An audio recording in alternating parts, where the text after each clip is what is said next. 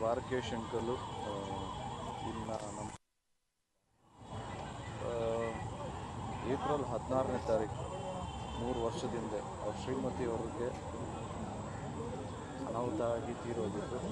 ಈಗ 3 ವರ್ಷ ನಂತರ ಏಪ್ರಿಲ್ 16ನೇ ತಾರೀಕಿಗೆ ದ್ವಾರಕೇಶ್ ಅಂಕಲ್ಗೂ ಹಿಂಗೆ ಆಗಿದೆ. ಅವ್ರ ಶ್ರೀಮತಿಯವ್ರ ಜೊತೆ ಸೇರಿರ್ತಾರೆ. And also he had a beautiful journey. ಒಳ್ಳೆ ತಂದೆಯಾಗಿ, ಒಳ್ಳೆ ಗಂಡನಾಗಿ, ಒಳ್ಳೆ ವ್ಯಕ್ತಿಯಾಗಿ, ಒಳ್ಳೆ ನಿರ್ಮಾಪಕ, ನಿರ್ದೇಶಕ, ಒಳ್ಳೆ ನಟ ಆಗಿ ಒಂದು ಬೃಹತ್ ಜರ್ನಿ ಅಂತಲೇ ಹೇಳ್ಬೋದು. ಆ್ಯಂಡ್ ಆಲ್ಸೋ ನೇತ್ರದಾನ ಮಾಡಿದ್ದಾರೆ. ಈಗಿನ ಪೀಳಿಗೆಗೆ ಒಂದು ಎಕ್ಸಾಂಪಲ್ ಸೆಟ್ ಮಾಡಿ ಹೋಗಿದ್ದಾರೆ. ಅವರೆಲ್ಲಿದ್ದರೂ ಖುಷಿಯಾಗಿರಲಿ, ಅವ್ರ ಆತ್ಮಕ್ಕೆ ಶಾಂತಿ ಸಿಗಲಿ ಅಂತ ಹೇಳ್ತಾ ನಾನು ಮಾತು ಮುಗಿಸ್ತಾ ಇದ್ದೀನಿ. ಜಯ ಆಂಜನೇಯ.